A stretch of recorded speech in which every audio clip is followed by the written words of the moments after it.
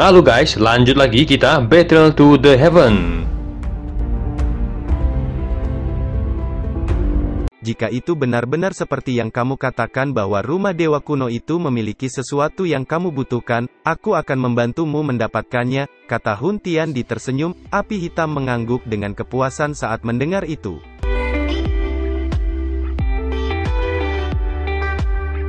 Hun Tiandi melambaikan tangannya dan 8 giok Tuse muncul di depannya. Kedelapan giok mulai terjalin satu sama lain menyebabkan riak energi yang menyebar. Setetes darah keluar dari jari Hun Tiandi dan mendarat di atas 8 giok menyebabkan cahaya yang menyilaukan dan suara yang mendengung perlahan muncul setelah darah bersentuhan dengan giok dan beberapa garis aneh nampak menyebar di atasnya. Giok Tuse telah terpisah selama bertahun-tahun, sekarang aku akan menyatukannya kembali, kata Hun Tiandi tertawa keras saat melihat fenomena yang tidak wajar di langit. Setelah itu dia mengepalkan tangannya dan 8 giok Tuse segera bergabung, banyak sinar cahaya yang muncul dan saling bersilangan ketika giok Tuse menjadi semakin dekat satu sama lain dan suara berdengung juga menjadi lebih kuat, sebelum akhirnya 8 giok menyatu dan satu giok kuno yang lebih besar muncul di langit. Setelah 8 giok menyatu, aura kuno perlahan menyebar dari dalam giok kuno dan cahaya kabut naik dari dalam giok, akhirnya berubah menjadi sosok tua ilusi yang berdiri di atas giok Tuse. Orang tua itu mengenakan jubah hitam dengan warna rambut yang berbeda, seolah ada nyala api yang muncul darinya, memberinya penampilan yang sangat misterius.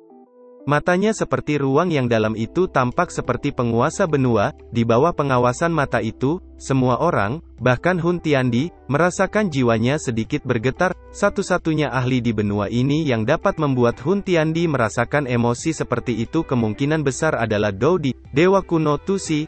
Kau hanyalah sosok ilusi, namun kau berani mencoba bertindak misterius, kata Hun Tiandi dengan kilatan dingin melintas di matanya saat dia melambaikan tangannya ke arah sosok tua ilusi di depannya. Angin tajam segera meluncur ke arah sosok tua itu, namun ekspresi Hun Tiandi tiba-tiba berubah ketika sebuah kekuatan yang sangat menakutkan tiba-tiba memantulkan serangannya dan menghantam tubuhnya hingga terhuyung mundur beberapa langkah. Hati-hati, meskipun itu hanya sosok ilusi, namun dia adalah jejak spiritual yang ditinggalkan giok kuno Tuse, kata api hitam memperingatkan dengan suara yang dalam. Matanya juga menatap sosok tua itu dengan dingin dan ekspresinya menjadi sedikit rumit.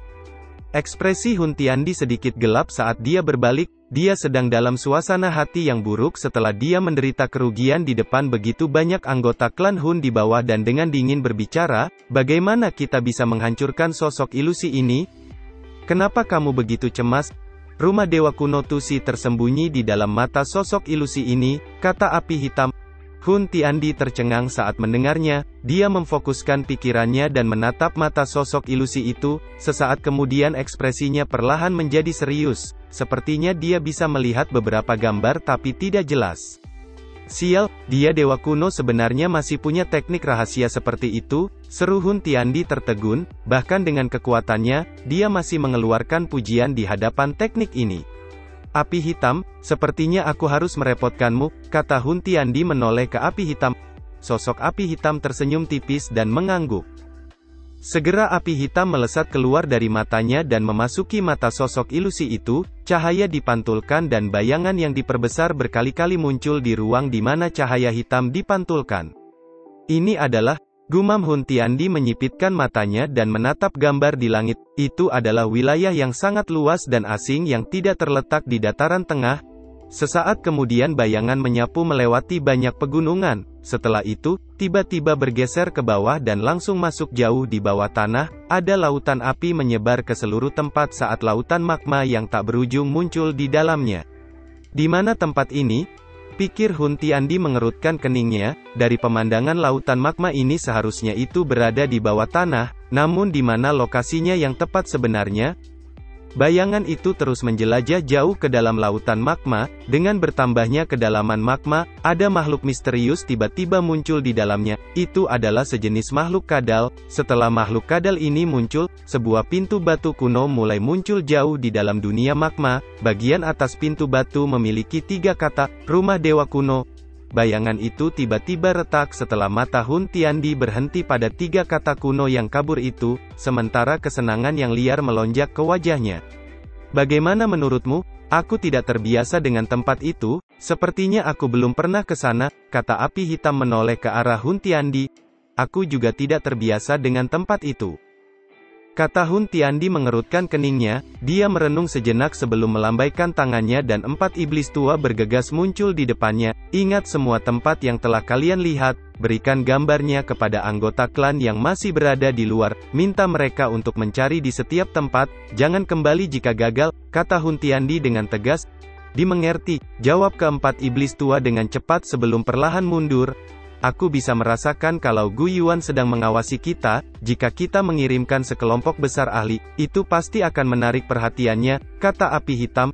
Tidak apa-apa, kita akan menemukan lokasinya terlebih dahulu, aku memiliki cara sendiri ketika saatnya tiba, kata Hun Tiandi tersenyum dingin, dia meletakkan tangannya di belakang punggungnya dan matanya melihat ke arah Gyoktu yang berkedip di langit saat dia bergumam pada dirinya sendiri, setelah menghabiskan banyak upaya mengumpulkan giok itu, aku tidak percaya tidak dapat menemukan tempat itu. Di aliansi Istana Langit, nampak Xiaoyan melihat Xiao-chan yang sedang bermain dengan Xiao-xiao di dalam halaman, dia tersenyum saat mendengar suara tawa keduanya, Xiao-xiao saat ini jelas menjadi lebih dekat dengan Xiao-chan. Guru, apakah ada berita tentang klan Hun? Tanya Xiaoyan menoleh ke arah Yolao di bawah paviliun batu, Yolao hanya mengerutkan keningnya saat mendengar itu sambil menyeruput tehnya. Ayah telah memantau wilayah klan Hun selama ini. Namun belum ada kabar berita, kata Sun Er. Xiaoyan sedikit mengerutkan keningnya saat mendengar itu, kita hanya bisa menunggu sekarang, kata Yolao. Dua sosok berjalan ke halaman saat Xiaoyan sedang mengobrol, Xiaoyan berdiri dan berjalan ke arah mereka sambil tersenyum. Saat ini Xiao Ding sudah mampu berjalan, namun masih terlihat agak kaku, anak kecil, saat itu aku penasaran, mengapa kamu sama sekali tidak peduli tentang aliansi Yan, sepertinya ini karena kamu memiliki aliansi yang lebih mengerikan di dataran tengah, kata Xiao Ding tersenyum. Apakah situasi di aliansi Yan baik-baik saja? Tidak ada yang salah bukan? Kata Xiaoyan tersenyum. Tidak ada masalah, semuanya baik-baik saja. Aliansi Yan saat ini dapat dianggap sebagai penguasa di bagian barat laut benua, tentu saja ada beberapa faksi yang merasa tidak senang, kata Xiaoli tersenyum. Kalau orang-orang itu tahu bahwa kepala aliansi Yan juga memiliki aliansi Istana Langit, kemungkinan mereka akan datang untuk mengirimkan seseorang kepada kita keesokan harinya, kata Xiao Ding menggelengkan kepalanya. Oh, itu benar, kata Xiaoli tiba-tiba teringat sesuatu, beberapa hari sebelumnya, aku telah menerima kabar dari gerbang Xiao, tampaknya beberapa ahli yang tidak dikenal telah muncul di wilayah sudut hitam, orang-orang itu sangat mirip dengan sekte jiwa, kata Xiaoli. Sepertinya orang-orang itu dari klan Hun. Tapi mereka tidak penting dibandingkan dengan yang ada di dataran tengah, kata Xiaoyan sedikit mengerutkan keningnya, dia telah menerima banyak berita tentang kekuatan sisa dari sekte jiwa yang ditemukan setiap hari, karena itu, dia tidak terlalu memikirkannya.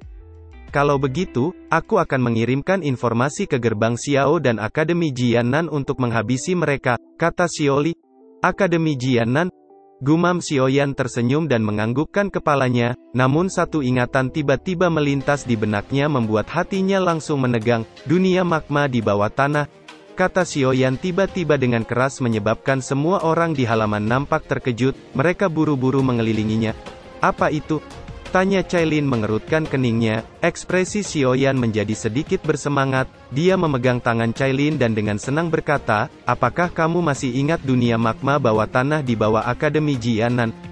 Wajah Cailin seketika memerah setelah mendengar itu, dia menatap Xiaoyan dengan malu dan segera menarik tangannya, bagaimana mungkin dia tidak mengingat tempat itu, di tempat itulah Xiaoyan menjebol keperawanannya. Xiaoyan terbatuk sesaat saat melihat sikap Cailin sebelum dengan cepat tertawa karena malu ke arah langit.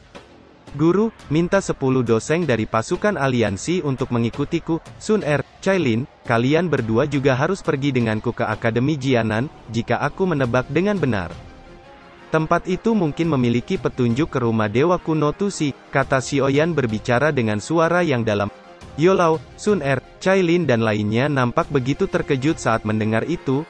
Secara kebetulan, kita telah membangun terowongan spasial yang menghubungkan ke wilayah barat laut, aku akan memimpin beberapa orang, guru, laporkan masalah ini kepada Paman Gu, kepala klan Lei Ying dan Yan Jin.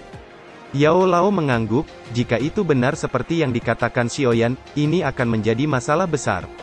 Namun, aku juga tidak terlalu yakin, karena itu, beritahu Paman Gu untuk tidak melonggarkan pengawasan, begitu dia menemukan sekelompok besar ahli klan Hun, kalian semua juga harus bergegas ke wilayah sudut hitam.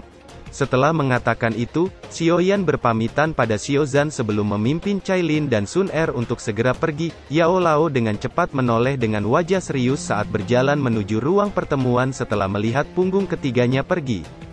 Di alam Hun, nampak Hun Tiandi duduk di kursi pemimpin di dalam ruangan besar yang memiliki api hitam menyala di dalamnya. Dia melihat ke bawah ke arah semua sosok hitam yang membungkuk di bawah dengan hormat dan bertanya dengan acuh tak acuh, apakah ada berita?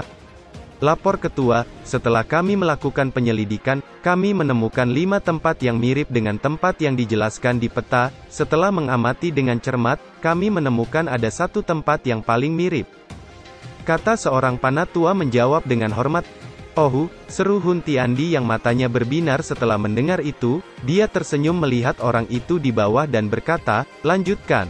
Tempat itu disebut wilayah sudut hitam. Meskipun saat ini ada banyak faksi yang ada di tempat itu, lokasi itu umumnya benar-benar sama dengan yang ada di peta, kata panatua itu. Wilayah sudut hitam, gumam Hun Tiandi perlahan berdiri, matanya menyapu ruangan saat dia berkata, kelompok mana yang paling dekat dengan tempat itu? Panatua Hun Yu sepertinya berada di wilayah itu, dia adalah penanggung jawab di sana, jawab panatua itu. Perintahkan dia untuk memimpin semua anggota klan Hun untuk bergegas ke wilayah sudut hitam, singkirkan sepenuhnya tempat itu, dia harus mengerti apa yang harus dilakukan, kata Hun Tiandi dengan suara yang dalam. Dimengerti, jawab panatua itu dengan sikap hormat dan dengan cepat mundur. Hun Tiandi mengangkat kepalanya setelah melihat lelaki tua itu menghilang. Senyuman di sudut mulutnya melebar saat suara tawanya yang keras bergema di ruangan, aku akhirnya menemukanmu, rumah dewa kuno. Di wilayah terluar wilayah sudut hitam nampak belasan sosok berjubah hitam dengan cepat menyusuri jalan pegunungan. Sesaat kemudian, mereka berhenti tepat di luar pintu gerbang pegunungan. Kalian siapa? Ini adalah tempat gerbang pedang iblis, semua pejalan kaki harus cepat pergi. Kata salah penjaga gerbang dengan cepat mengangkat pedangnya setelah melihat sekelompok sosok hitam yang agak aneh itu berhenti di depan gerbang. Wilayah sudut hitam berada di luar tempat ini bukan? Tanya Hun Yu, pemimpin kelompok berjubah hitam berbicara dengan suara pelan. Kalau kamu tahu ini adalah wilayah sudut hitam, kenapa kamu tidak cepat-cepat angkat kaki? Ini bukan tempat di mana siapapun bisa menerobos masuk begitu saja, kata seorang pria besar mendengus dingin. Sepertinya kita datang ke tempat yang tepat, kata Hun Yu tanpa sadar tersenyum saat mendengar itu. Dia perlahan mengangkat kepalanya dan menunjukkan wajah acuh tak acuh di bawah jubah hitam itu. Tangannya terulur saat dia berbicara dengan dingin, bunuh mereka semua, jangan biarkan siapapun hidup, dimengerti, jawab belasan sosok hitam di belakangnya. Belasan penjaga gerbang nampak terkejut saat melihat itu, suara peluit peringatan dengan cepat dibunyikan. Berani-beraninya kau bertingkah lancang di depan gerbang pedang iblis, kata pria besar itu berteriak marah. Namun sebelum pria besar itu selesai bicara, tubuhnya tiba-tiba meledak. Di saat yang sama, gerbang batu di belakangnya juga diledakkan menjadi debu. Ledakan mendadak ini bergema di atas gunung, segera puluhan sosok bergegas keluar dari gunung dengan memegang pedang besar di tangan mereka. Kamu benar-benar berani menimbulkan masalah di tempat ini, sepertinya kamu punya kemampuan, kata seorang Dou Huang mencengkram pedang besar perlahan berjalan dengan kemarahan melonjak di wajahnya. Namun Douci-nya baru saja melonjak ketika Hun Yu melintas dan sekejap muncul di depannya seraya melambaikan tangannya, dan Dou Huang yang cukup terkenal di wilayah sudut hitam segera meledak menjadi sekelompok kabut darah di depan banyak tatapan tertegun.